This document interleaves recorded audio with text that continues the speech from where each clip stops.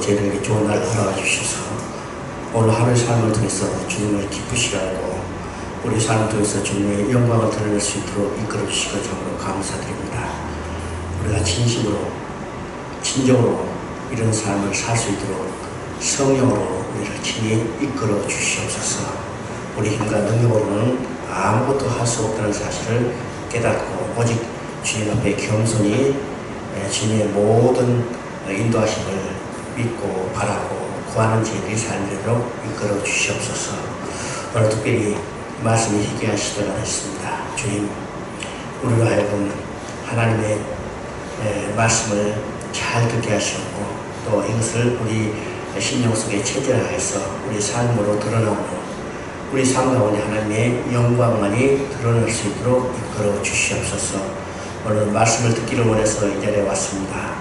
우리 심령의 텃밭을 주님께서 잘 가꾸어서 말씀이 뿌려질 때 우리 시간하고 100배의 열매를 맺을 수 있도록 주님께서 축복하여 주시옵소서.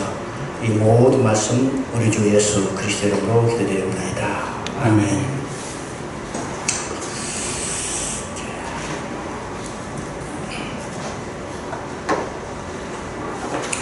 어제 우리 이제 에스겔서 7장까지를 봤습니다. 그죠? 에스겔 성경을 볼 때는 이제 전체 성경 전체에 이제 맥이 어떻게 되는가, 흐름이 어떻게 되는가, 우리 머릿속에 정리가 돼야 성경을 이제 쉽게 우리가 이해할 수 있다고 했습니다. 그래서 우리 이제 어제 배웠던 에스겔서 전체의 흐름을 다시 한번 반복해 보겠습니다. 에스겔서는요, 그 주제가 뭐라고 했어요? 에스겔서 주제, 그죠? 에스겔서 주제는 하나님의 백성이 이방에 침략하고 포로로 끌려갔어. 누구의 이름이 모독받았어요? 하나님의 이름이 모독받았어요. 하나님의 영광이 훼손됐어요. 그러면 자기 백성으로 인해서 모독받은 하나님의 이름과 영광을 누가 어떻게 회복할 것인가? 이것이 에스겔서의 핵심 주제였습니다. 그래서 에스겔과 다니엘은 포로로 끌려가서 포로 중에 부름받아 활동한 선지자라는 사실을 우리가 염두에 둬야죠. 그래야 우리가 에스겔서를 정확히 이해할 수 있습니다. 이것은 곧 성경 전체를 통해서 하나님의 구원을 이루신 하나님의 무엇인가를 이걸 에스겔서를 통해서 아주 정확하게 드러내는 겁니다. 이사야 48장 11절을 우리가 이미 알고 있어요. 내가 나를 위하여 내가 나를 위하여 내 이름을 누구에 모독받겠으며 내 영광을 누구에 찬탄하고 이것이 하나님의 구원 계획을 이루시는 하나님의 마음이라고 했죠. 왜일까? 하나님의 형상대로 지으신 인간을 하나님과 함께 살면서 기뻐하며 즐거워하며 그의 영광을 드러내기를 원했어요. 근데 하나님 형상대로 지은 인간 아담이 하나님의 언약을 어기고 사단의 노예로 전락되어 버렸습니다.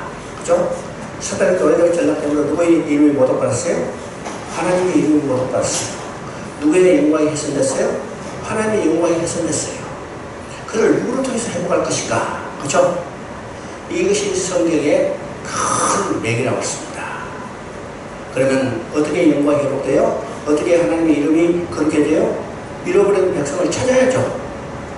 잃어버린 백성을 찾아야 해요. 그럼 누구를 통해서 어떻게 찾을 건가? 바로 예수 그리스도를 통해서 십자가의 중심으로 우리의 죄를 씻어주시고 우리의 죄가 사해졌기 때문에 하나님 앞에 돌아갈 수 있어요. 하나님은 자기 백성을 찾았기 때문에 아담으로 인해 모독받은 하나님의 이름과 영광이 회복되는 거예요.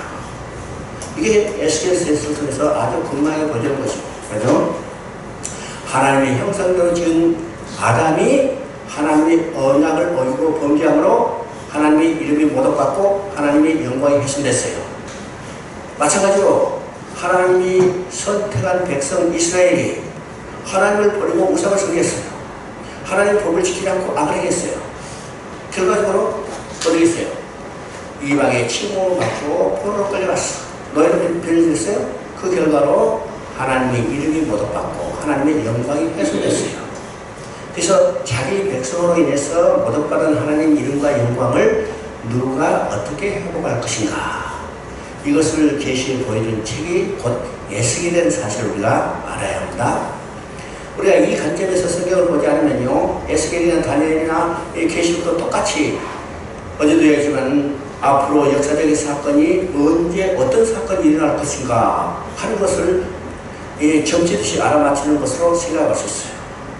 여러분, 예수께서도 참 놀랍게도요, 너희가 정계를 보는구나, 정계를 보는구나, 정계를 보는구나 계속해서 아무 소리 하죠. 우리 성경을 볼 때 정계 보는 거 아닙니다. 하나님의 일을 어떻게 성취해 가는가, 그것을 보는 것이 우리 성경이죠. 성경은 뭐예요? 그래서 성경은 아주 간단한 책이라고 했어요. 그렇죠? 간단한 책. 하나님의 언약을 얻고 떠난 인간을 다시 돌아오게 하는 하나님의 일을 기록한 책이다. 예. 그럼 누구를 통해서 돌아가요? 예수 그리스도를 통해서 돌아가요. 그러니까 성경 전체는 누구를 증거하는가? 바로 예수 그리스도를 증거하기 때문에 이 성경 전체에서 누구를 만나야 하면 우리는 예수 그리스도를 만나야 하고 예수 그리스도를 발견해야 해요. 찾아야 해요. 이것이 우리가 성경을 볼 때 가장 핵심이라는 사실입니다. 그래서 에스겔서도 계속해서 반복해서 계시가 누구냐면 바로 예수 그리스도를 계시하는 거예요. 여러 모양과 여러 가지 방법으로. 그죠? 이것이 구약과 신약의 차이가 있었습니다. 구약은 여러 모양과 여러 가지 방법으로. 이게 히브리서 1장 1절에 나오는 거예요. 옛적에는 선지자를 통해서 우리 조상들에게 여러 가지 모양과 여러 가지 방법으로 말씀하신 하나님이 그 구약을 옛적이니까. 구약 시대는 여러 가지 모양과 여러 가지 방법으로 누구를 증거했냐면 예수 그리스도를 증거했어요. 우리가 배웠지만 그 방법이 이제 크게 네 가지라고 했죠. 첫째는 사람을 통해서 증거하는 거예요. 예수 그리스도를 증거하는 거예요. 두 번째는 사건을 통해서 예수 그리스도를 증거하는 거예요. 세 번째는 모형을 통해서 예수 그리스도를 증거하는 거예요. 네 번째는 예언을 통해서 예수 그리스도를 증거하는 겁니다. 그러니까 에스겔서는요, 예언서이기 때문에 예언을 통해서 예수 그리스도를 많이 증거하고 있다는 사실을 우리가 깨닫게 되는 거죠. 깨닫게. 그러니까 에스겔서의 핵심이 뭘까? 그 주제가 무엇인가를 우리가 생각해 봅니다. 그다음에 에스겔이 부름받아 활동한 시대가 어느 때인가? 포로로 끌려가서 포로 중에서 부름받아 선지자 활동하는 선지자다. 그래서 이제 에스겔서는 크게 48장으로 되는데 48장으로 되는데 크게 두 부분으로 나누고 있습니다. 그 두 부분은 장으로 볼 때는 1장부터 32장까지고 그 다음에 33장부터 48장까지 이 두 부분인데 그걸 좀 구체적으로 이야기하면 1장부터 33장 20절까지가 전반부고 그 다음에 후반부는 33장 21절부터 48장까지. 그러니까 33장 21절에 어떤 소식이 들려왔어요? 예루살렘 성이 함락되었다는 소식이 들어왔어요. 여기까지 멸망에 대한 이야기죠. 그 다음에는 어떻게요? 이제는 회복에 대한 이야기예요. 회복에 대한 이야기. 이것이 선지서 전체적인 구조하고 같다고 했습니다. 선지서에는 네 가지 주제가 있다고 했어요. 첫째는 죄를 책망하고 회개를 촉구하고 심판을 경고하고 이것이 33장 20절까지의 내용입니다. 이사야서도 똑같아서 39장까지 내용이 바로 이 세 개예요. 그 다음에는 어떻게 해요? 회복을 약속하는 거예요. 선지서의 가장 핵심은 회복을 약속하는 데 있습니다. 만약 회복을 약속하지 않는 것이라면 선지서를 기록해서 후대에 전해줄 필요가 없어요. 근데 선지서의 가장 중요한 핵심은 회복의 약속이 있습니다. 인간의 죄로 말미암아 하나님의 진노를 받아서 심판받았고 멸망받을 수밖에 없지만 하나님은 버려두지 아니하시고 어떻게 해요? 그를 돌아오게 하겠다는 거예요. 이게 하나님의 구일입니다. 은혜입니다. 그죠? 네. 그래서 선지서의 가장 중요한 것은 회복의 약속이 있어요. 회복의 약속. 그래서 선지서 대부분 이런 게 이미 배웠지만 선지서를 볼 때 이 어디까지가 심판에 대한 경고고 어디서부터 회복에 대한 경고인가 이게 약속인가를 우리가 살펴봅니다. 그래서 이제 선지서도 에스겔도 두 부분으로 33장 20절까지가 앞에 부분, 그 다음에 33장 21절부터 회복에 대한 약속이라는 사실을 우리가 보게 되는데, 근데 이제 조금 이제 세부적으로 나누면 5 부분으로 나눌 수 있다고 했어요. 1장부터 3장까지는 에스겔의 서명입니다. 그리고 서명과 더불어 사명을 부여하는 겁니다. 그죠? 부르셔서 파수꾼으로 또 여기 하나님의 말씀을 전하는 파수꾼으로 사명을 주신 겁니다. 여기는 이제 보좌의 형상이 나타나죠. 이것은 주권자가 누구인가를 이렇게 보여주는 겁니다. 우주의 주권자가 누구냐? 역사의 주인은 누구냐? 곧 하나님 자신이라는 거예요. 그렇죠? 이것이 이 환상은 어디서 나타나냐고 계시록 4장에 나타나는 환상과 동일한 것을 우리가 보게 되죠. 그러면 하나님 백성이 정말 절망의 상황에 처했을 때 하나님은 뭘 보여줘? 주권자가 누구인가를 보여주고 이 우주에 일어나는 이 역사 가운데 일어나는 일이 모두 누구의 주권 안에 이루어진 것을 보여줌으로 절망 가운데 있는 백성들에게 소망을 주게 한 목적이라는 사실을 우리가 보게 되죠. 그 다음에 4장부터 24장까지는 유다의 심판에 대해서 나옵니다. 유다의 심판. 그래서 여러 가지 이런 교재에 있는 대로 유다의 심판에서 여러 가지 이제 행위 계시 또는 비유들을 통해서 계시를 해줘요.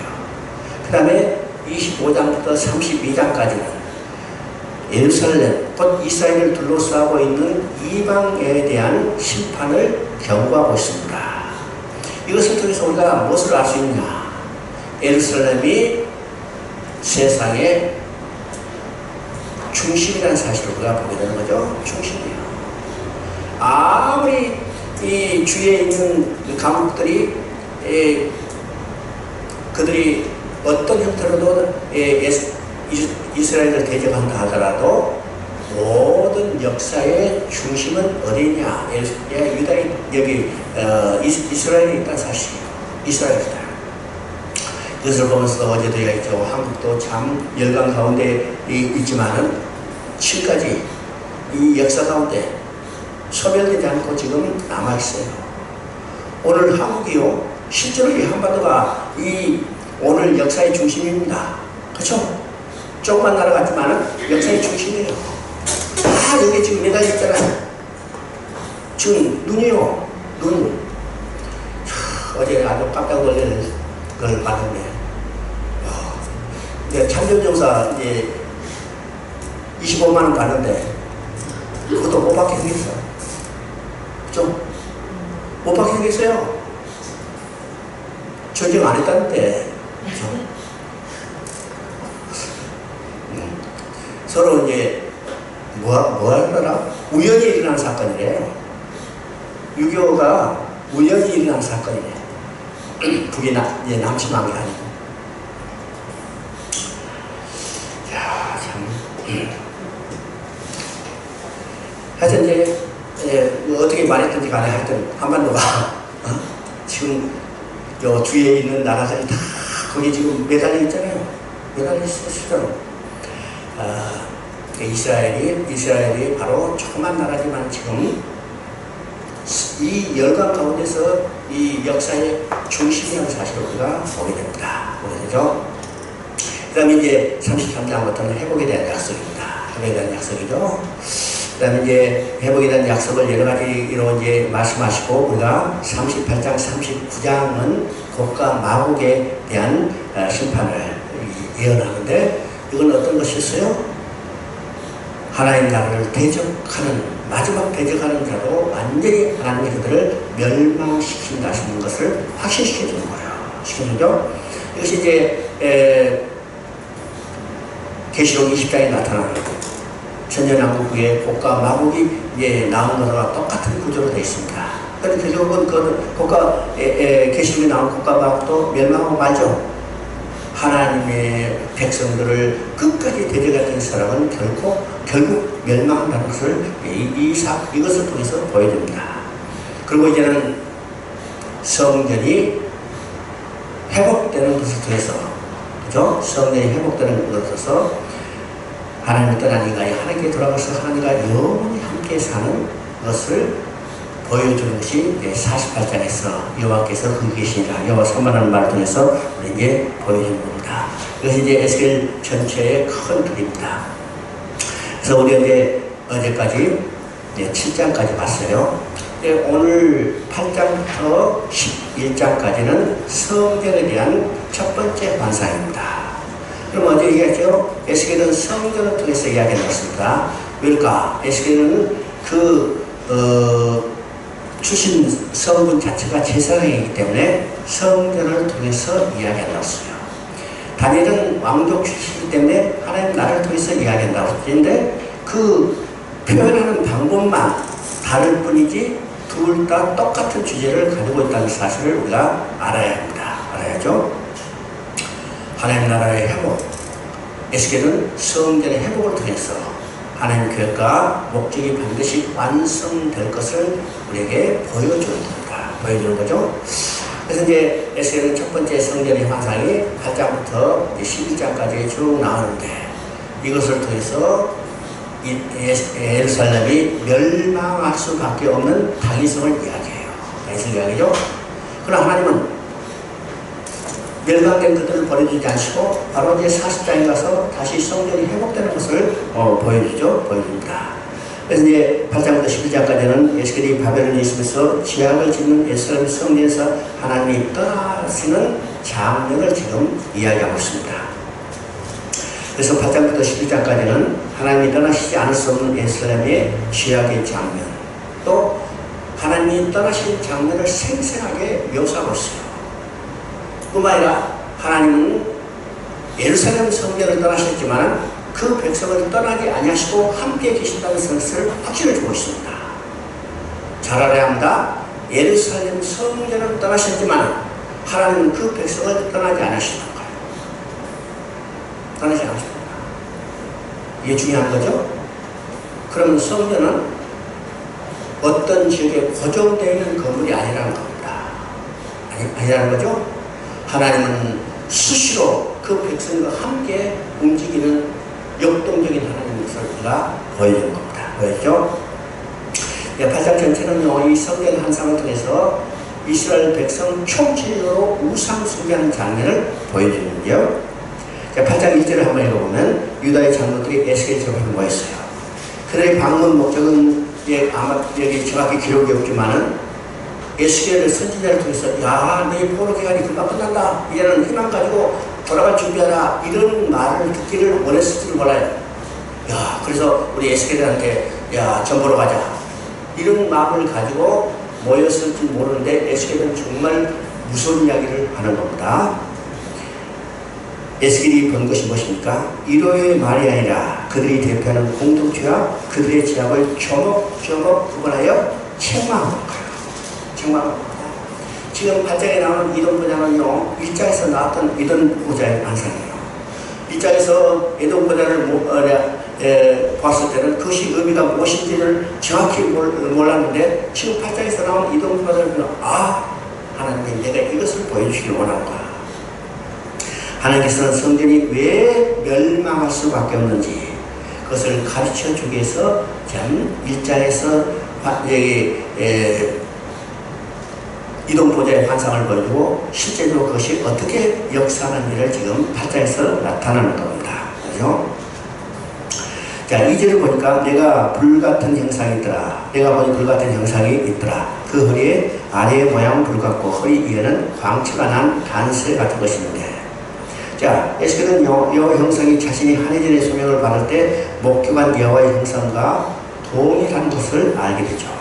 하나님께서는 예루살렘 멸망의 이유를 보여주기 위해서 에스겔을 바벨론에서 예루살렘으로 옮기셨습니다. 그죠? 지금 여기 보면요, 에스겔이 머리를 기고 지금 저 예루살렘으로 그 영을 옮기셨어요. 그랬었죠? 자, 이 현상은요, 에스겔로 하여금 몸은 바벨론에 있으면서도 이제는 그 영이 지금 어디요? 예루살렘에 이동하여 하나님이 보여준 성전의 환상을 보게 되는 겁니다. 보게 되는 거죠. 그러면 그 성전의 환상을 볼 때 첫 번째는 3절부터 6절까지 나오는데 부향한 문의 질투의 우상입니다. 그죠? 그러면 이 부향한 문에 있는 질투의 우상은 어떤 것인가? 여기서 질투의 우상이라 했어요. 질투의 우상. 이 질투의 우상은 질투를 일어나게 하는 우상이죠. 질투를 일어나게 하는 우상의 자리가 있는 것이라고 했죠. 그럼 질투의 우상이라는 것은 인간의 형상을 한 우상으로 아마다 가나안 여인인 아스라 상이었을지도 모릅니다. 정확히 나오진 않지만, 이제 우리는 이제 바알과 아세라를 이야기할 때, 바알은 남신을 이야기하고 아세라는 여신을 이야기합니다. 그래서 이 둘이 남녀간의 결합해서 어떻게요? 결합하면 자식을 낳죠. 자식을 낳아요. 그래서 바알과 아세라를 섬김으로 그들이 풍요한 상추를 원했던 것이 가나안 땅에서 섬겼던 우상이에요. 바알과 아세라가 어떤 것인지를 분명히 알아야 합니다. 그들은 땅의 수고산에 풍성한 것을 항상 바랐기 때문에 그들이 이 성적인 결합을 통해서 많은 출산을 원했던 것과 마찬가지입니다. 그래서 이방 신전에는요, 여신들이 있었어요. 이 여신들은 어떤 선인가? 소위 말해서 신전창기들입니다. 신전창기들이요. 그래서 이방의 신전에 가보면 대부분이 여신들이 많이 있을 뿐만 아니라 지금 네팔 같은 데도 이제 그 선교사들을 보면 그 불교 절에 다 성행하는 여자들이 다 되었대요. 이것을 통해서 풍요를 얻는 거죠. 우리가 얻는 것은 많은 소출, 많은 수익을 얻는 것을 원하기 때문에 항상 이방신을 섬기는 자들은 이 교적을 바랍니다. 그래서 지금 이 아세라 신도 질투의 우상에 것은 인간의 형성을 한 아마 여신이었을 거다. 이것이 어디에 있어요? 북향한 문에 있다고 했습니다. 북향문에 있다는 것은 아세라가 예루살렘 성읍을 여러 나라의 침략으로부터 보호해주기를 위해서 섬겼던 것이에요. 에스겔 1장에서 살펴보듯이 북편은 전통적으로 예루살렘 적들이 쳐들어오는 방향이었습니다. 근데 우리 에스겔서를 보면 지금 1장에서 북쪽으로부터 뭐가 폭풍이 불어와요. 그 북쪽으로부터 폭풍이 가는 것은 하나님이 그들을 지금 침공하신다는 겁니다. 왜 침공해요? 적이 침공해요. 하나님 침공해요. 악을 행하는 그들을 심판하기 위해서. 심판하기 위해서죠. 그럼 북향한 문으로 적을 침공을 방지하기 위해서 아세라 신을 지금 거기다가 써놓고 섬겼는데 그게 누가 침공했어요? 누가 침공했어요? 하나님이 침공했어요. 그러면 보세요. 이 아세라산이 하나님을 막을 수 있겠어요? 없어요. 그러니까 이것을 통해서 예루살렘은 그 죄악을 위한 징벌을 받을 수밖에 없다는 사실을 우리가 보게 됩니다. 오늘 많은 사람들이 우상을 섬기지만 그 우상이 우리의 삶을 완전히 보장해 주지 절대 보장해 주지 못합니다. 맞죠? 그 다음에 7절부터 13절까지는 70인 장로들의 우상 숭배의 모습입니다. 자, 에스겔을 데리고 이제 담을 헐고 성전에 들어가 봤어요. 그랬더니 그 모습이 지금 이제 직접적으로 나타나는 겁니다. 그게 70인 장로들이 있는데 성전의 벽에다가 우상, 곤충 같은 짐승들을 그려놓고 이것을 숨기고 있는 거예요. 우상을 숨기고 있는 겁니다. 오늘도 그런 일들 많죠? 실제로. 자, 우상 숭배에 가면 여러분 그림 그려놓고 말이가 별 너무 많죠. 이 그림을 그려놓고 그것을 우상을 숨기고 있어요. 그죠? 자, 이것은 누구냐면 70인 장로들이요. 그죠? 70인 장로들은 이스라엘 백성을 대표하는 사람들입니다. 여러분 70인 장로가 어디서부터 나왔냐? 그죠? 70인 장로가 어디서부터 나왔어요? 출애굽기 24장을 보면 하나님이 모세를 시내에서 올라갈 때 그게 누구와 함께 올라왔어요? 아론도 올라오고 이 아론의 아들도 올라오고 70인 장로도 함께 올라오고 있어요. 그죠? 여기서 70인 장로가 나옵니다. 그러면 거기서 그때 올라갔던 70인 장로는 어떤 장로들이에요? 하나님의 영이 충만한 자들이에요. 하나님의 영이 충만한 자들이죠? 그래서 결국은 보면요, 그 시내산에서 이 70인 장로가 하나님 앞에서 먹고 마셨어요. 놀라운 일입니다. 얼마나 큰 축복이에요? 근데 지금 하나님의 영이 살아낸 그 70인 장로는 지금 뭐하고 있어요? 하나님을 배반하고 우상을 숭배하고 있는 겁니다. 여러분 70인 장로하면 이스라엘을 대표하는 지도자들이고 그들은 종교적으로 경영하는 사람들인데 그들이 하나님을 떠나서 우상을 숭배하고 있다는 이 얼마나 가증한 일이요? 아닙니다. 자, 그들이 지금 우상을 숭배하는 행위는 어떤 것인가? 여호와께서 우리를 보지 아니하시며 이 땅을 버리신다. 하나님께서 그들을 보지 않고 이 땅을 버리셨기 때문에 우리는 우상을 숭배할 수밖에 없다. 이렇게 변명하고 있는 겁니다. 그들은 하나님이 그들을 버리셨다는 생각 때문에 그들에게 도움을 줄 수 있는 다른 신을 찾았던 그들의 해다가 우리가 정당한 일이다 이렇게 생각할지 모르죠? 여러분 보세요. 우리 성경을 통해서 볼 때 하나님은 그 백성을 절대로 떠나지 않는다고 확신을 주고 있어요. 이게 성경에서 계속되는 말이죠. 내가 너와 함께하는 너희를 버리지 않냐고 떠나지 않냐고 이 땅으로 다시 돌아오게 하리라. 하나님이 그들을 버리시다고 생각하고 하나님이 그들이 함께 하시지 않게 하는 것은 그들 스스로의 생각뿐이에요. 스스로뿐이에요. 그리고 점점요 하나님을 떠났다고 생각하기 때문에 이제는 우상에게 매달리면 하나님과 거리는 점점 더 멀어지는 겁니다. 멀어져요. 하나님께서 그 땅을 버리신 게 아니라 그들이 하나님을 쫓아버린 거예요. 물론 우리 신앙생활에 이런 것들이 많죠. 자기 나름대로 많이 열심히 신앙생활을 한다지만 실제로 그 신앙생활 자체가 하나님을 쫓아내는 거예요. 그렇죠? 인간의 스스로의 열심이 하나님을 쫓아내고 있다는 사실을 우리가 생각해봐야 해요. 14절부터 15절은 이게 담무스, 여인들이 담무스 우상을 섬기고 있죠. 이 담무스에 대해서는 여러 가지 이제 일화들이 있는데 하여튼 담무스는 이것도 풍요예요. 풍요를 갖다주는 신으로 섬겼습니다. 또 생명을 유지해주는 이 수단으로 이 담무스 신을 섬겼어요. 이제 어떤 일화들을 보면 어떤 왕후가 그죠? 자기 남편이 죽자 그 아들과 간통을 했어요. 이게 태어난 것이 또 이제 그 왕위에 올라가는데 백성들이 굉장히 비난하죠. 근데 이 왕후가 뭐라고 했는가? 이 사람은 담무스, 그 담무스인데 이 사람은 니무롯이 환생했다. 이래요. 니무롯이 어디서 나왔어요? 창세기 10장에 니무롯이 나왔죠.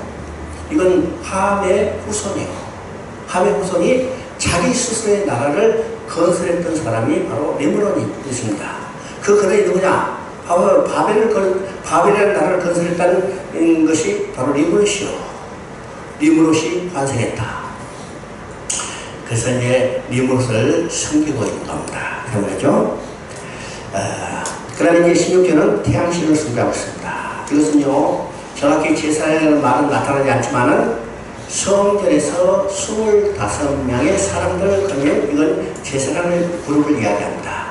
제사장이 성전에서 성전을 등지고 태양신을 숭배하고 있어요.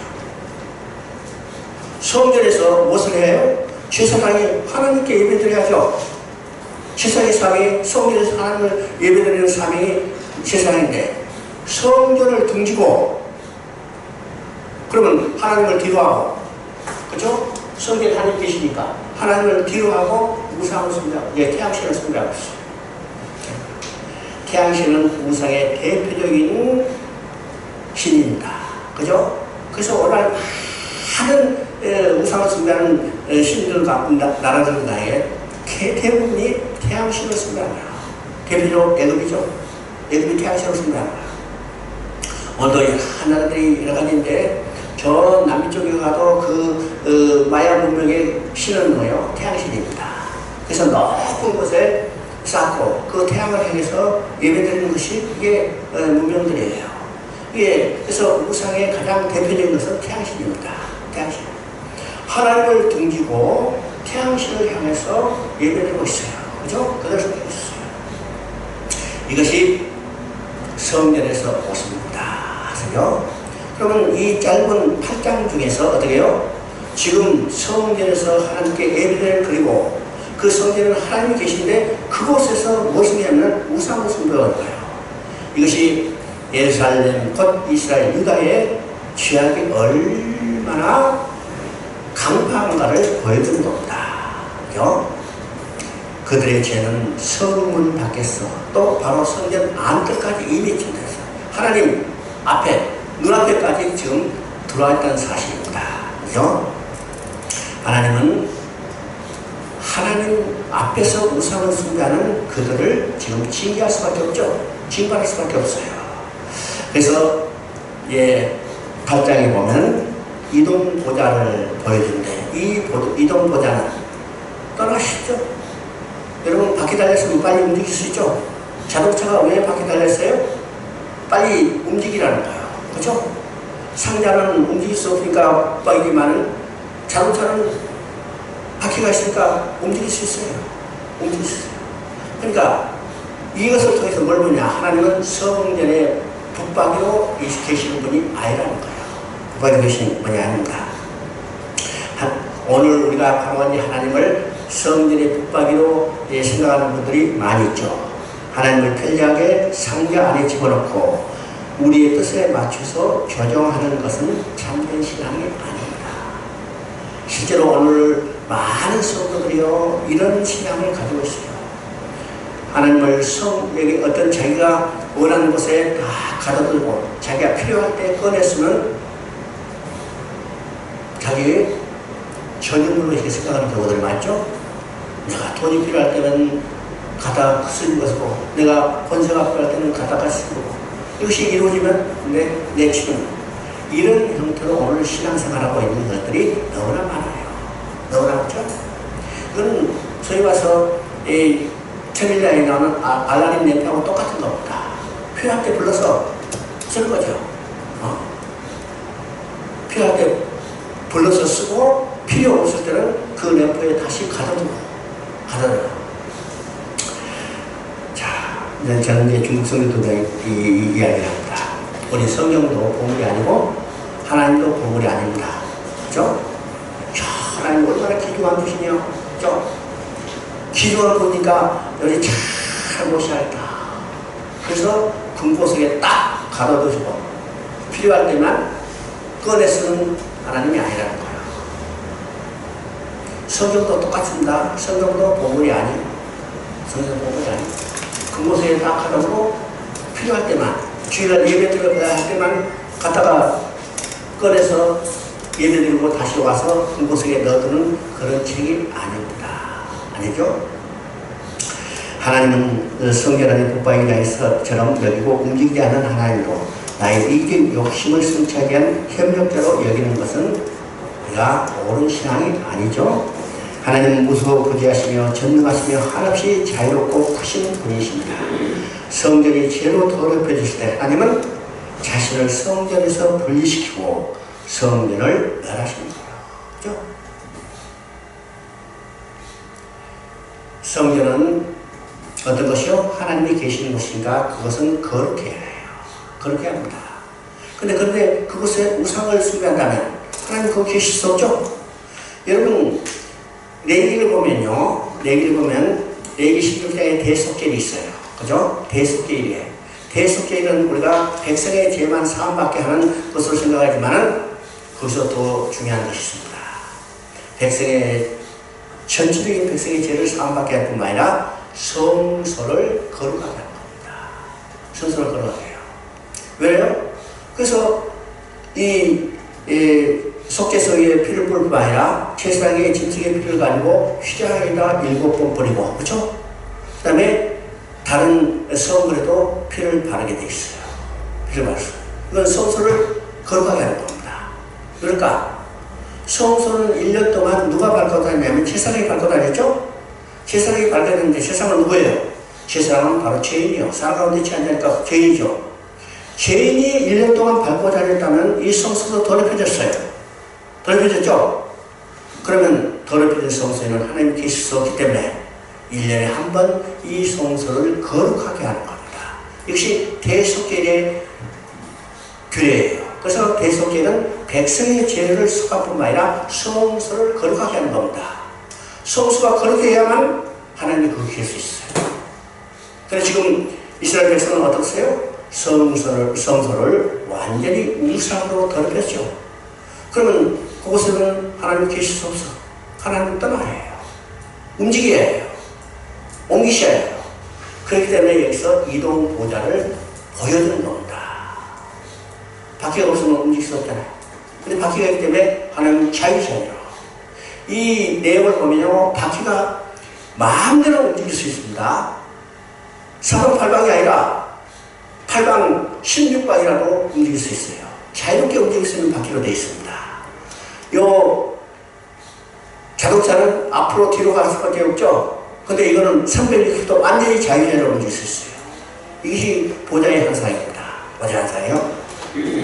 하나님 한 곳에 그대로 머물러 계신 분이 아니라 더럽혀지면 그곳에서 떠나시죠. 오늘 우리에게도 이 성전이 거룩해져야 합니다. 그래서 고린도전서 3장 16절은 분명히 이야기합니다. 너희가 하나님의 성전이니까 하나님이 너희 안에 계시는 것을 알지 못하느냐. 벌써 여기서 끝이 아닙니다. 여기서 끝이 아니죠. 하나님의 성전을 더럽히지 말라. 하나님의 성전을 더럽히지 말라고 했어요. 왜? 하나님이 계시는 것은 거룩해져야 해요. 거룩해야 해요.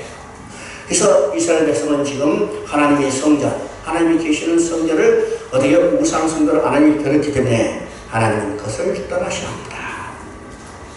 오늘 우리에도 우리 안에 성전이 우리 안에 성전이 있고 그 안에 하나님이 계시다 하지만은 실제로 우리가 우리 안에 많은 우상을 가지고 있다는 사실을 인정해야 합니다. 인정해야죠. 야, 나는 없어?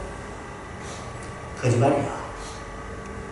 누구든지 아직도 완전히 떨쳐버리는 우상이 자기 속에 있다는 사실을 인정해야 해요. 그럼 어떻게 해요? 그것을 알고 인정할 때 그것을 버리게 되는 거죠. 근데 오늘 많은 사람들이 자기 안에 우상이 있다는 사실을 알지 못하는 거예요. 자기는 정말 하나님 열심히 섬기고 교회 충실하고 신앙생활 열심히 한다고 하지만은 그 속에 우상이 있다는 사실을 우리가 생각해 봐야 해요. 하나님 우상 속의 본질은 뭐인가? 하나님의 실제를 부정하는 것이 아니라 하나님과 관련성을 부인하는 겁니다. 그죠? 이스라엘 족속의 장로들은 여호와께서 우리를 보시지 아니하시며 이 땅을 버리셨다고 말했습니다. 그들은 하나님의 존재를 부정한 것이 아니라 어떻게 했어요? 단순히 하나님과 관련이 없음을 주장한 겁니다. 혹은 하나님을 우상의 자리에 두고 나를 위한 도움자가 되게, 조력자가 되기를 원하는 거예요. 그죠? 사람들은 여전히 죄의 자리에 앉아서 하나님께서 나를 도와 인생의 성공을 하기를 원합니다. 어떤 신실한 사람들은 그에 대한 대가로서 교회 안에 봉사와 헌신을 하기도 합니다. 자, 여기서 우리가 중요한 것을 말합니다. 오늘 교회 봉사 참 열심히 해. 헌금 예배, 예배 잘 드려, 기도 따스해. 많죠? 우리는 그런 일반적으로 야, 대단한 신앙이다. 물론 참 우리가 공부해야 신앙이에요. 근데 그 사람들이 열심히 기도하는 내용이 뭘까? 열심히 봉사하는 이유가 뭘까? 그쵸? 이거는 이야기 안 해요. 그쵸? 그 이유가 뭘까요? 실제는 자기 자신을 위해서요. 실제는 자기 자신을 위해서죠. 이것이 오늘 신앙생활의 잘못된 방향이라는 사실입니다. 또 이것을 누가 부추겨요? 많은 설교자, 교회 지도자들이 부추기고 있다는 사실이에요. 부추겼어요? 오늘 이스라엘 장로들도 같은 마음을 가지고 있어요. 열심히 해요. 근데 그들의 필요를 채우기 위해서, 그들의 야욕을 채우기 위해서, 그들의 욕망을 채우기 위해서 이런 사실을 우리가 생각해야 합니다. 그죠? 그리고 죽을 때 나를 천국으로 인도해 주기를 바랍니다. 처음부터 끝까지 나의 행복이 종교 생활의 주된 목적이 되는 거예요. 오늘 실제로 이런 한국교회 성도들 대부분이죠. 대부분이야. 이것은 하나님을 똑같이 다른 종교처럼 똑같이 하나님을 우상의 자리에 두는 거예요. 하나님을 섬기죠. 하나님을 부르죠. 하나님을 예배드린다 하지만은 실제로 그 하나님을 이용해서 자기 행복을 추구하기 목적이라면 똑같이 다른 종교처럼 하나님을 우상의 자리에 놓고 있다는 사실을 우리가 생각해 봐야 합니다. 생각해 봐야죠. 이것이 8장을 통해서 우상을 섬기기 때문에 이제는 하나님은 그곳에 계실 수 없고 떠나셔야 해요. 떠나시죠? 그래서 9장부터는 그게 심판이 이루어지고 떠나시는 모습을 우리에게 보여줍니다. 그럼 이제 9장에서는 그 심판에 대해서 이야기하죠. 그러면 이 심판은 죽이는 권능을 가진 7 천사가 나타나는 거예요. 그죠? 그래서 이제 2절에 보면 천사가 나타나는데 죽이는 무기를 잡은 사람이 6명이요. 그 다음에 1명은 서기관의 먹그릇을 찬 사람이 나옵니다. 그들이 어디서 있냐면 놋제단에서 있어요. 그런데 그들이 들어와서 놋제단 곁에 서더라 한 이 놋제단은 무엇에 대한 상징일까 한번 생각해 봐야 합니다. 놋제단 하면 여러분이 얼른 생각나죠? 놋제단 하면요, 성막에 있는 번제단이요. 이것을 우리가 다른 말은 번제단 하지만 실제로 놋제단이라고 많이 일반적으로 부릅니다. 그러면 이 놋제단은 뭘 상징해요? 예수 그리스도가 십자가에 못 박혀 죽은 십자가를 이야기합니다. 이것이 놋제단이죠. 놋제단. 놋제단은 뭘 이야기해요? 2가지 양면이 있어요. 심판이 있는가 하면 구원이 있어요. 그죠? 심판이 있는가 하면 구원이 있습니다.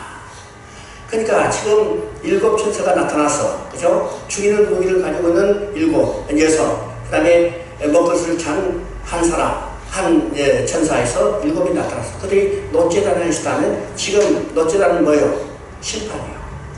뿐만 아니라 거기서 구원이 이루어집니다. 그러니까 놋제단에서 이루어지는 것은 심판과 동시에 뭐가 일어나요? 구원이 있습니다. 뭐죠? 놋제단을 통해서 심판을 받을 뿐 아니라 예수 그리스도의 십자가를 믿는 사람은 구원받게 되는 거죠. 구원받게 되는 겁니다. 자, 그래서 놋제단은 그리스도를 담당하신 갈보리 십자가를 상합니다. 놋제단은 산당, 제단, 우상, 태양신과 대조되는데 그들은 놋제단을 버리고 산당에 가서 우상을 숭배했습니다. 자, 구원과 멸망은 놋제단으로 상징된 그리스도의 대속적 죽으심을 믿느냐 믿지 않느냐에서 갈라지게 되는 겁니다. 십자가는 구원과 멸망이 갈라지는 분기점이 된다. 그러므로 우리의 죄를 대신 책임지게 하시려는 메시아 언약을 배척하고 우상을 숭배한 사람들은 자신이 행한 일에 대해서 스스로 책임져야 합니다. 제단의 불은 그리스도께서 하나님의 진노를 대신 담당하신 번제단의 불입니다. 이를 믿지 않으면 하나님의 진노를 자신이 받을 수밖에 없다는 것을 우리에게 보여줍니다. 그죠? 3장 8절부터 9장 3절부터 9절 3절부터 8절은요, 내 성소에부터 시작하라. 여러분요, 심판이 어디서부터 시작했어요? 내 성소에부터 시작하라. 그래서 심판은 오늘 말하면요, 교회부터 시작되는 거예요. 교회부터 시작되고, 그 다음에 불신자의 심판은 순서대로 이루어집니다. 이것이 어떻게 하는 것이 하나님의 공이기 때문입니다. 이것이 로마서 2장 8절부터 9절까지 그대로 나옵니다. 그죠? 로마서 2장 8절부터 9절까지. 악을 행하는 사람은 영에는 환난과 공고가 있으니, 그죠? 악을 행하는 사람의 영에는 환난과 공고가 있으니 먼저 유대인이고요. 다음은 헬라인이라. 여기서 유대인이요, 헬라인이라고 써요. 유대인이 먼저죠. 그 다음에 헬라인이 다음이죠. 로마서 이제 2장 8절에서 9절 나요. 그러면 유대인은 어떠셔? 하나님이 택한 백성이었어요. 그들이 악을 하면 그들 심판도 먼저 받아요. 그 다음에 누구요? 헬라인이요. 이방인이요. 그러면 오늘날 이야기하면 교회에 다니는 성도들이 먼저 심판을 받는다. 이 성서부터 내 성서부터 시작하라. 그 다음에 심판의 순서는 불신자라는 사실을 우리가 알아야 합니다. 알죠? 4절에 보면요, 서기관의 먹그릇을 찬 사람이라고 나왔습니다. 이것은 서기관, 필사하는 사람인데 그 인물은 1.1핵이라도 오류가 없어야 해요. 오류가 없어요. 정확성을 이야기합니다. 그래서 이제 구약에 한 사본들 있죠. 성경은 온본이 다 사라지고 이제 사본만 남아있는데 우리 이제 사본의 필사가 잘못된 부분을 성경학자들은 있다고 해요. 그분이 어딘가? 필사가 잘못된 부분이 있다고. 그분이 어딘가요? 그 부분이 어딘가? 열왕기에 보면요. 열왕기에 보면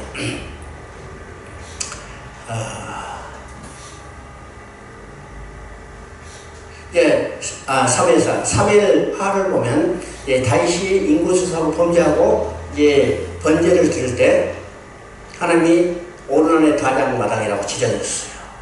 그죠? 아니고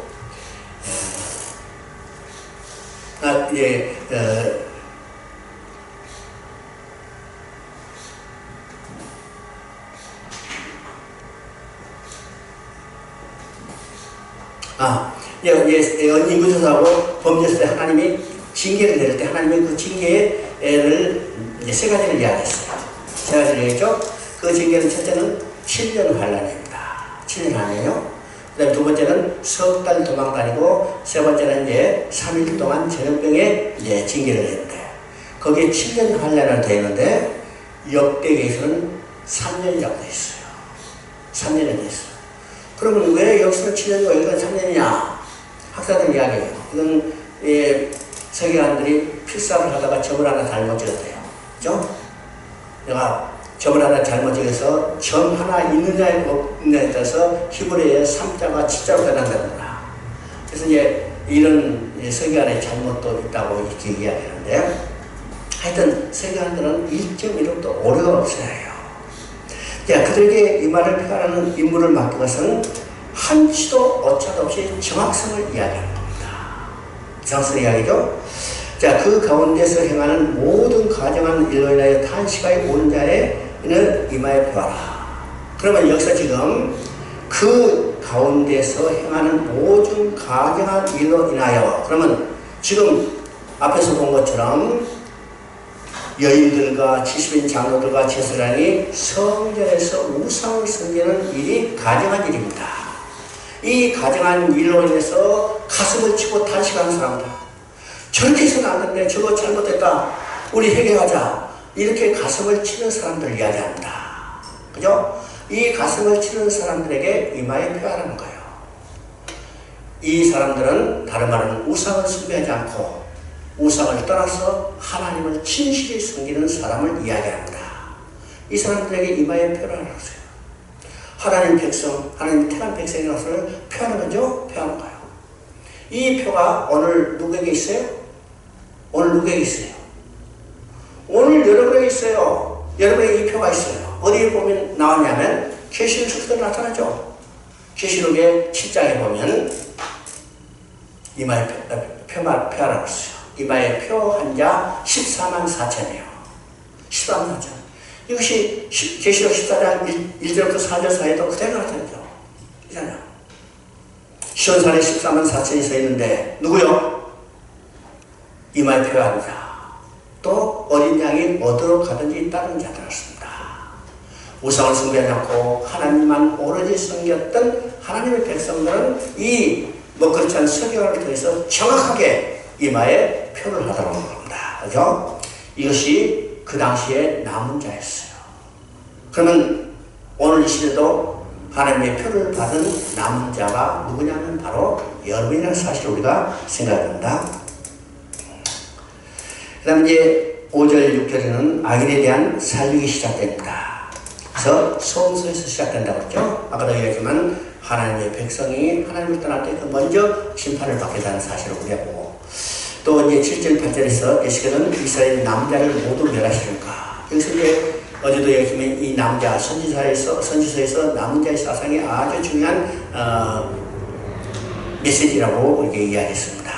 남은 자를 결코 하나님은 남은 자를 통해서 하나님의 일을 반드시 성취하신 하나님이에요. 그렇죠? 우리 성경 전체를 보면 하나님은 계속 남은 자를 두셨어요. 남은 자죠? 여러분, 노아 홍수 때도 남자가 몇 명 있어요? 노아 홍수 때도 남자가 8명이에요. 그죠? 노아 홍수 때도 남자가 8명. 우리 이스라엘이 멸망할 때도 지금 남자를 두신 겁니다. 그 남자 누구냐? 포로로 끌려갔던 사람들. 그죠? 이게 남자예요. 오늘 이 시대도 엘리야 시대도 남은 자 7,000명을 드셨어요. 남은 자 7,000명을 드셨어요. 또 바울도 로마서 11장에서 이야기합니다. 이스라엘이 다 하나님을 버린 게 아니고 또 이스라엘이 하나님의 버림을 받은 게 아니고 혈통적 이스라엘이 아니고 이스라엘 가운데 남은 자가 있다는 거예요. 그죠? 남은 자가 있다. 그래서 거기에 두 가지 예를 들었어요. 첫째는 바울 자신이 남은 자라는 거예요. 만약 하나님이 이스라엘을 버렸다면 제일 먼저 버림받을 자가 누굴까? 바울이 생각할 때 자신이요. 그죠? 하나님을 대적했던 게 성공을 썼던 자인데 하나님은 그를 버리지 않으시고 바울을 들어 쓰셨어요. 그래서 보라, 하나님은 혈통적 이스라엘이 아니고 하나님은 남은 자를 두셨는데 그 표본이 곧 나다. 구약 시대도 이제 엘리야의 예를 들어서 이야기하죠. 엘리야 시대에 다 바울에 꿇어서 엘리야가 이야기할 때 나만 남았나이다. 그때 하나님이 뭐라고 말씀하셨어요? 바울에 무릎 꿇지 않은 7,000명을 남겨두시다. 이게 남은 자입니다. 오늘 이 시대가 복잡하고 참 여러 가지 나왔다지만은 그래도 하나님은 그 속에 남은 자를 두셨다는 사실을 우리가 기억해야 합니다. 그러면 정말 누가 남은 자인가? 그걸 생각해야죠. 교회 다닌다고 다 남은 자가 아니라는 사실을 우리가 알아야 해요.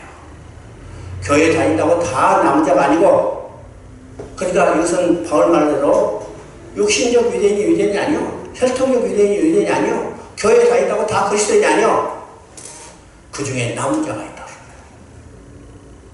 우리 생각합니다. 정말 내가 하나님부터 택함받은 남은 자인가? 남은 자가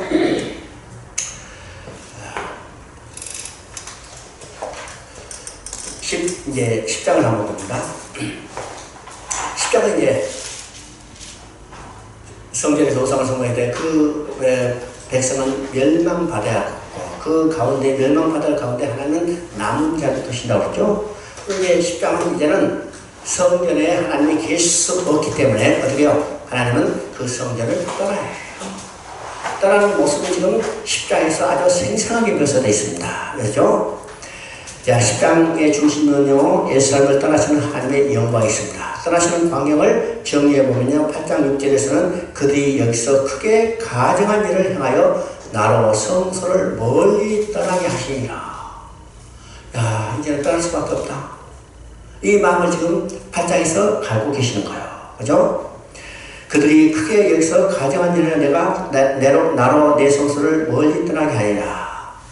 그리고 이제 9장에서는 뭐라느냐, 지성소에 그룹에 머물렀던 이스라엘 하나님의 영광이 올라 문지방 위로 오더니 여호와의 영광이 선정 문지방을 떠나서 여호와의 절로 들어가 동문에 머물고, 그 다음에 11장에 가서는 성문 동편 산에 머물고 갈대에 있는 산에 잡힌 중에서 이르더니 이렇게 이제 순서가 되어 있습니다. 그러니까 성전은 하나님께서 그의 영광이 충만했는데 어떻게 해요?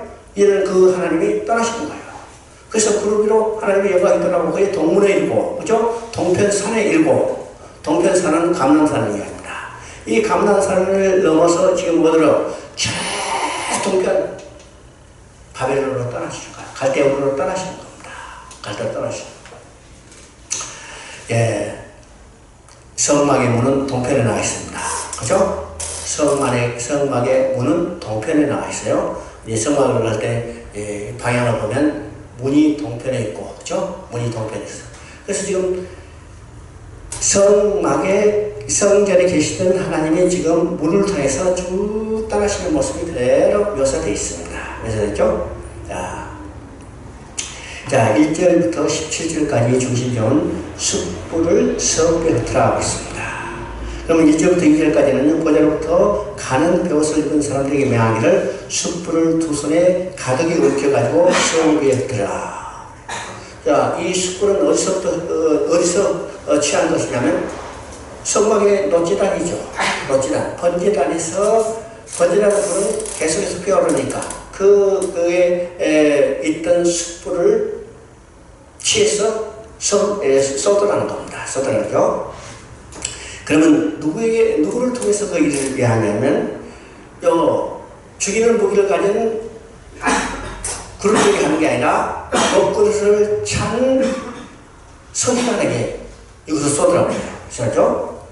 여기 맞습니다. 아버지께서 아무도 심판하지 아니하고 심판은 다 아들에게 맡겼었나니.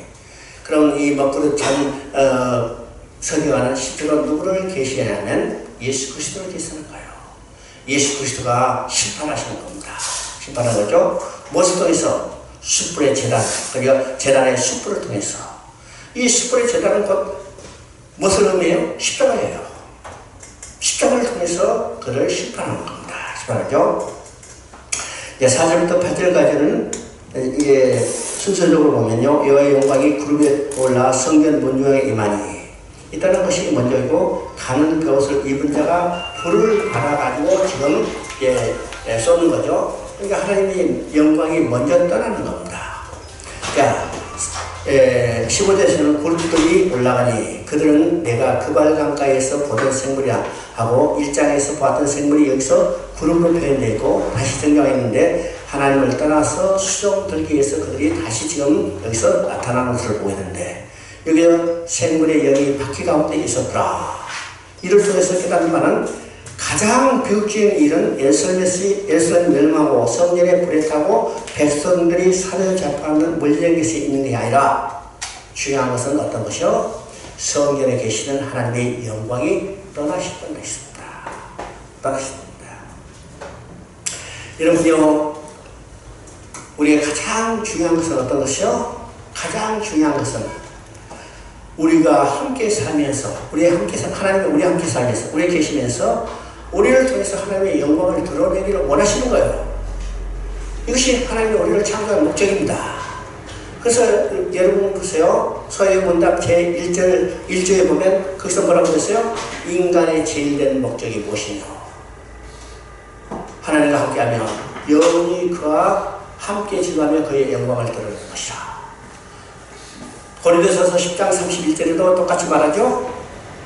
우리가 무엇을 먹든지 무엇을 마시든지 무엇을 하든지 하나님의 영광을 해라. 그러니까 이 인간의 가장 중요한 일은 하나님의 영광을 드러내는 거예요. 왜 하나님의 영광을 드러낼 수 있어요? 하나님이 우리와 함께 계시기 때문이죠. 하나님이 우리와 함께 계시기 때문에 하나님의 영광을 드러낼 수 있어요. 하나님이 우리와 함께 계시지 않으면 우리 하나님의 영광을 드러낼 수 없어요. 근데 그 하나님이 떠나시죠. 하나님이 떠나셨다고 저는 어떤 의미요? 하나님의 영광이 떠나버렸다는 거예요. 이것은 인간에게 가장 비참한 일입니다. 가장 비참한 일이에요. 우리가 그에 보면 하나님의 영광이 떠나는 일들이 많이 있어요. 반대로 하나님의 영광이 임한 걸 보죠. 자, 모세가 성막을 지었어요. 출애굽기 40장 34절 35절에 나타나죠. 성막에 구름이 덮이고 해막에 덮이고 여호와의 영광이 충만했습니다. 충만했죠. 또 솔로몬의 성전을 완공했어요. 역대하 7장 1절 2절을 보면 솔로몬이 기도를 마침에 하늘에서 불이 내려왔죠. 제단에 제물을 태우고 성전에 하나님의 영광이 충만하니 그렇습니다. 여러분 보세요. 지금 모세가 성막을 질 때 하나님의 영광이 충만했어. 솔로몬이 성전을 완공했을 때 하나님의 영광이 충만했어. 그 영광은 오늘 어디에 있어요? 우리가 성전이 되었기 때문에 하나님이 우리에게 임재하고 하나님의 영광이 충만한 겁니다. 근데 가장 비참한 것은 어떠시오? 하나님의 영광이 떠난 거예요. 하나님의 영광이 떠났다는 말은 하나님이 우리를 떠났다는 거예요. 이게 인간의 가장 비참한 이야기죠. 비참한 이야기. 18절부터 22절까지는 예수를 떠나시는 하나님의 영광이 동문에 머무르고, 그죠? 여기서 우리가 계속 보면 머물고는 말이 반복돼요. 자, 이것을 통해서 우리가 뭘 연상할 수 있어요? 뭘 연상할 수 있어요? 여러분, 이거 연애했어요? 연애 좀 했어? 아니? 부부 아니? 맞아. 연애 결혼했어요? 네. 연애할 때 어떻게 했어요? 만나고 헤어질 때 계속 돌아가죠. 떠먹어. 발걸음이 안 떨어져. 발걸음이 안 떨어져서 보고 또 하고. 그것도 차 타고 가는데 차 부들면서. 이게 누구의 마음이에요, 지금? 여기 하나님이 자기 백성을 떠나지 않았느냐. 어린아이를 두고 지금 어디에 예출 가는 엄마의 마음이요. 엄마의 마음.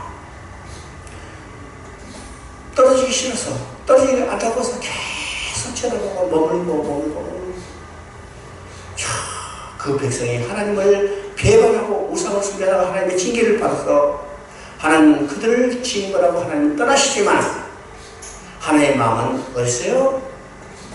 마음은 그들을 떠나지 않고 그들과 함께 멀고 계신다는 사실을 우리가 보게 되는 겁니다. 우리 성경을 보면요, 하나님의 마음을 알 때 정말 하나님이 이렇게 우리를 사랑하고 있구나, 이렇게 우리를 이해하고 계신가, 이거 생각할 때는 오늘 참 가슴이 뭉클하죠. 이것이 머물고라는 거예요. 머물고. 그렇다면 하나님은 어디로 떠나신단 말인가?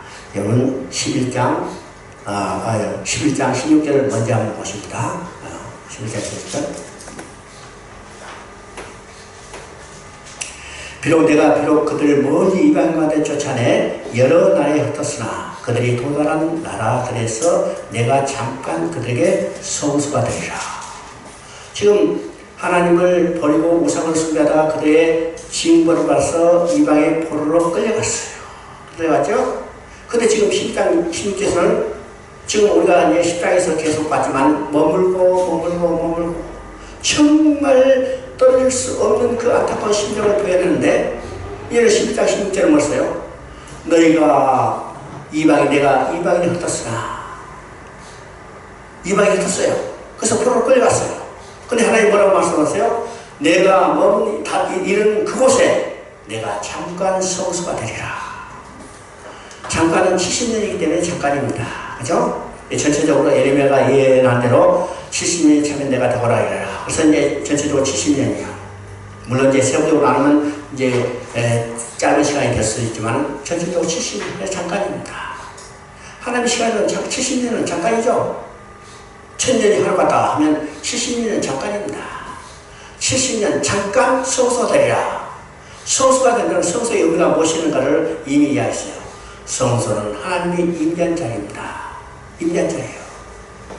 그럼 성소가 된다는 것은 포로로 끌려가서 이방에 흩어진 노예로 살고 있는 그 가운데 하나님은 그들과 함께 계시게 되는 겁니다. 이 하나님의 마음이죠? 하나님의 마음입니다. 하나님께서 자기 백성들에게 배척을 삼하여 예루살렘을 떠나는 장면은 그리스도께서 자기 백성들에게 배척을 삼하여 예루살렘 명문 밖으로 쫓겨나는, 십자가적으로 쫓겨나는 장면과 유사해요. 이것이 또 다윗을 통해서 우리가 이미 계시록도 다윗이 압살롬의 반역으로 또 신발도 신지 못하고 감람산으로 올라 쫓겨가는 이 모습과 동일한 겁니다. 동일한 거죠? 그러나 하나님은 그들을 버리지 아니하시고 끝까지 그들과 함께 계시는 하나님이요. 구약시대는 건물 성전에 하나님의 진로가 쏟아졌지만 후에는 성전 되시는 예수 그리스도의 몸에 하나님이 진로가 쏟아졌습니다. 파괴됐어야 할 우리 대신 그리스도께서 우리를 대신하여 깨어지신 겁니다. 성전 되신 그리스도께서 우리의 모든 죄를 짊어지셨기 때문에 하나님의 영광은 예수님을 떠날 수밖에 없었고, 예수님은 철저하게 거룩하신 하나님께 예면당하고 유기당했어요. 하나님께서는 죄에 대한 모든 불과 심판을 십자가상에서 예수님께도 하나도 남김없이 다 보셨습니다. 모든 죄의 대가를 다 치르신 예수님께서 부활하심으로 말미암아 이제 하나님의 영광은 그리스도인 안에 머물게 되어 있어요. 예수님을 영접하고 그와 연합된 자는 예수님 안에 있는 하나님의 영광 가운데 머물 수 있게 됐습니다. 저 그리스도 안에서 하나님의 영광이 우리 가운데 머물게 된 것입니다. 또한 그의 몸 대신 교회에 거하게 된 겁니다.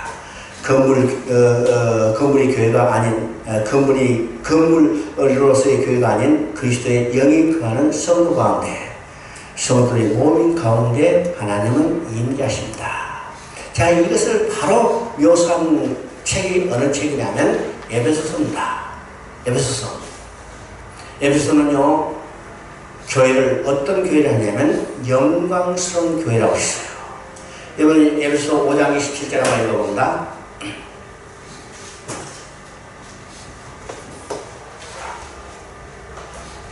에베소 5장 7절 자기 앞에 영광스러운 교회를 세우사 티나 주름 잡힌 것이나 이런 것들이 없이 거룩하고 흠이 없게 하게 하십니다. 이게 중요한 거죠. 여기서 교회를 영광스러운 교회로 이야기했습니다.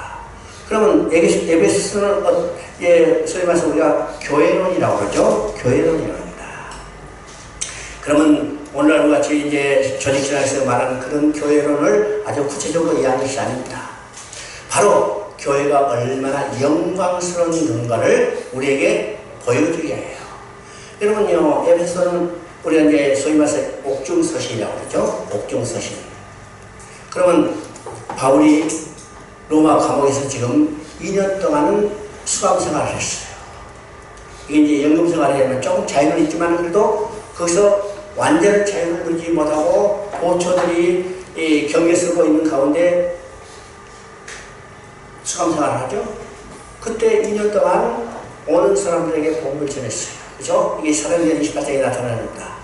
자녀 이태 동안 새 집에서 자기에게 찾아온 사람들에게 하나님 나라와 그리스도에 관한 모든 것을 담대하게 가르치더라. 이것이 2년 동안의 옥중생활입니다. 2년 어쩌나요? 그러면 그 옥중에서 찾아온 사람들 있었죠. 누가 찾았어요? 에바브로디도 찾아고 또 고로새에 지도자인 에바브로도 찾아고 예루살렘 찾았을 때 그들의 사정을 듣고 쓴 편지가 빌립보서, 고로새서, 그 다음에 빌립보서예요. 이 옥중서신입니다. 그 중에 한 책이 에베소입니다. 그러면 바울이 썼던 여러 가지 책 중에는 다 그 교회 사정을 해결해주는 어떤 지침으로 썼지만은 에베소에는 에베소 교회에 어떤 특별한 문제가 있다는 것이 드러나지 않아요. 드러나지 않아. 그럼 우리 생각해 봅니다. 왜 에베소 교회는 특별한 문제가 없는데 에베소서를 썼을까? 에베소 교회는 어떤 교회예요? 바울이 가장 관심을 가지고 애정을 가진 교회죠. 바울이 3차 예언 때 중심은 에베소였습니다. 2차 예언 때 말기 때 잠깐 에베소로 지나면서 하는 말이 내가 다시 오겠다고 했어요. 그죠? 그것이 사도행전 18장에 나오는 얘기죠. 내가 다시 오겠다. 그래서 3차 여행 때는 어디 가냐면 바로 에베소로 갔어요. 그래서 에베소에서 전체 3년 동안 머물렀고 그 중에 두란노선을 써서 2년 동안 집중적으로 가르쳤습니다. 여러분 2년 동안 집중적으로 가르치면 그 교회에 얼마나 애정이 있겠어요? 다음 때는요 많으면 석 달 또는 이제 권도교회 같은 1년 6개월 정도 되면 3년 동안 머물면서 2년 동안 집중적으로 가르쳤다. 그 교회가 세졌고 또 그 교회를 누구에 맡겼냐면 자기 영적 아들인 디모데에게 맡겼습니다. 그리고 지금 어디 있어요? 옥중에 생각할 때. 옥중에 생각하면서 나와서 야, 에베소 교회를 생각하겠죠. 에베소.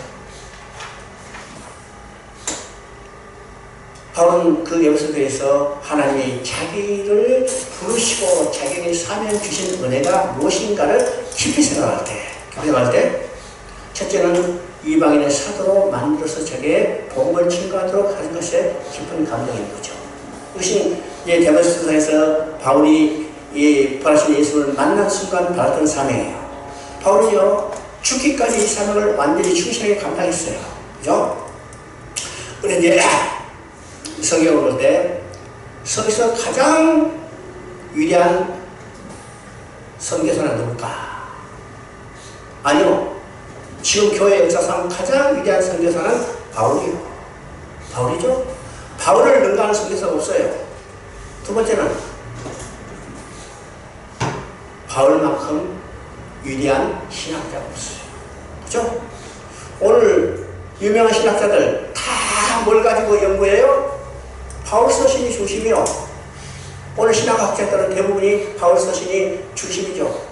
그래서 바울 신학에 대한 책들이 제일 많아요. 바울 서신은 굶어 죽은 사람 많았겠죠. 그렇죠? 그러니까 바울은 가장 위대한 신학자죠. 뿐만 아니라 바울은 가장 위대한 목회자예요. 많은 교회를 세우고 그 많은 교회를 바로 세계에서 애썼던 사람 중에 하나예요. 그러니까 가장 위대한 선교사, 가장 위대한 신학자, 가장 위대한 목회자입니다. 목회자예요. 이분이 이제 2년 동안 감옥에 있으면서 깊은 묵상 가운데 하나님이 자기를 택하시고 부르시고 사명을 주신 그 은혜가 무엇인지 말할 때, 첫째는 이방인의 복음을 전하라. 두 번째는 어떤 것이요? 3장 9절에 나온 것처럼 영원전부터 만물을 창조하신 하나님 속에 감췄던 비밀의 경륜이 무엇인가를 알게 하는 거라고 했어요. 그렇죠? 알게 하는 거야. 그러면 영원부터 만물을 창조하신 하나님 속에 감췄던 비밀의 경륜, 이것을 다른 말 아니며 하나님의 구원 계획입니다. 근데 이 하나님의 구원 계획의 궁극적인 목적은 뭐냐면 하나님 나라를 회복하는 것이죠. 그렇죠? 하나님 나라를 회복하는 것이죠. 그래서 성경의 중심은 하나님 나라에 있습니다. 여러분 사도행전도 하나님 나라를 시작해서 하나님 나라를 끝나고 있다는 사실을 우리가 보게 되죠. 사도행전 1장 3절에 부활하신 예수님이 40일 동안 제자들과 함께 있으면서 하나님 나라의 일에 관해서 말씀하셨다고 했습니다. 놀랍게도 사도행전 28장 31절에 바울이 이틀 동안 로마 감옥에서 찾아온 사람들에게 뭘 가르치는가? 하나님 나라와 그리스도에 관한 모든 것을 담대히 가르쳤더라. 그러니까 사도행전 시작이 하나님 나라, 끝이 하나님 나라예요. 그러면 성경 전체도 하나님 나라 시에서 하나님 나라죠. 영부터 만물을 창조하신 하나님 속에 감춘 비밀이 경륜, 이것은 곧 하나님께서 하나님 나라를 건설하는, 회복하는 거구나. 그러면 신약의 시대 그 하나님 나라는 뭐예요? 바로 교회예요. 교회. 구약의 이스라엘을 대체하는 신약의 참 이스라엘, 바로 이것은 교회죠? 교회. 그러면 이 교회가 무엇인가? 교회를 하나님이 어떻게 세우실까? 교회가 어떤 것인가를 바울은 에베소서를 통해서 이야기를 합니다. 이해하죠? 그래서 에베소서는요, 1장에서는 교회를 건설하는 준비를 하는 거예요. 건설하기 위해서는요, 집을 짓기 위해서 뭐가 필요해요? 재료가 필요하죠. 재료가 필요해요. 그래서 하나님께서 창세전에 그리스도 안에서 그 재료를 택하셨어요. 하나님이 택하신 재료를 성자 예수님께서 구성하셨어요. 그죠? 피값을 사셨어요. 그것이 에베소서 1장 7절에 나옵니다. 그 다음에 구속하신 그들을 어떻게 했어요? 성령 하나님께서 이를 딱 쳤어요. 넌 내 것이야. 그죠? 도장 찍었어. 어디다? 우리 마음에 도장 찍었죠? 여러분은 이미 성령으로 인침을 받은 자들이요. 인침을 받아요. 그리고 2장에서는 성부, 성자, 성자 하나님께서 택하신, 성령 하나님께서 택하신 이 재료를 가지고 건설해 가는 겁니다. 건설하는데, 여러분이 에베소를 통해서 교회가 어떤 것인가를 우리가 보게 되는데, 한번 한번 봅니다.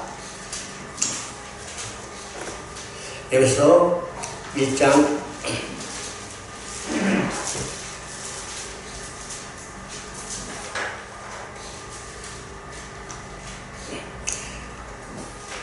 1장 22절, 23절 한번 해봅니다.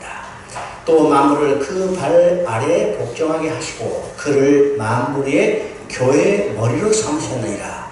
교회는 그의 몸이니 만물 안에 만물을 충만케 하시는 이의 충만이라. 이 충만이라는 거죠. 충만. 여러분 오늘 적게는 여러분 자신이 교회예요. 교회죠? 그러면 여러분 안에 뭐가 있어요? 충만함이 있어요. 만물을 충만케 하시는 한 이의 충만이라.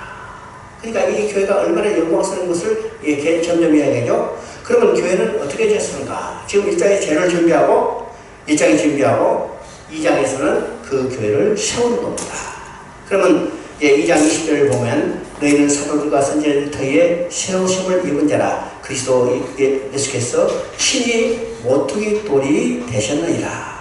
그 안에서 그물마다 서로 연결하여 주 안에서 성전이 되어가고 너희도 성령 안에서 하나님이 거실 초소가 되게 하여 그리스도 예수 안에서 함께 지어가느니라. 그럼 이 교회는 어떤 것이요? 우리가 소위 말하는 건물이 아니라 사도들과 선지자들의 터. 그러면 사도들과 선지자들은 한마디로는요, 성경의 토대에 세워진 겁니다. 그죠? 성경의 토대 위에 세워졌어요. 그래서 그리스도가 모퉁이 떼리고 모퉁이 떼리를 초석으로 해서 연결되어 지어가는 겁니다. 이것이 교회라는 공동체예요. 교회라는 공동체. 3장에서는 이 교회를 지어놓고 이 교회에 하나님의 영광이 충만하기를 기도하는 겁니다. 기도하죠. 그래서 3장 19절부터 한번 봅니다. 19절 3장 19절부터 그의 넓이와 길이와 높이와 깊이가 어떠함을 깨닫고 하나님의 모든 충만하신 것으로 너에게 충만하게 하시기를 구하노라. 우리 가운데 역사하시는 능력대로 우리가 구하거나 생각하는 모든 것에 넘치도록 하실 이에게 교회 안에서나 그리스도 예수 안에서 영광이 되도록 영원하기를 좀 원하노라. 누구 안에? 교회 안에. 교회 안에 영광이 되도록 무궁하기를 원하는 거죠. 그러니까 이 교회가 얼마나 영광스러운 존재인가를 우리가 알아야 합니다. 알아야죠. 하나님은 우리 가운데 계시고 우리 안에 성령이시기 때문에 우리의 영광이 충만해요. 그리고 우리 삶의 목적은 어떤 것이요? 하나님이 우리 안에 계시고 우리 영광이 충만하기 때문에 그 영광이 드러나서 하나님께 영광을 드려야 해요. 돼야죠? 근데 하나님이 떠나셨다면 어떻게 해요? 그 영광도 떠나는 거예요. 제일 우리에게 비참한 것은 무엇이요? 가난한 게 아니고 병든 게 아니고 그렇죠? 삶이 망한 게 아니고 하나님이 떠나시고 하나님의 영광이 떠나셨다는 게 가장 비참한 거예요. 비참하죠? 자, 쉬었다.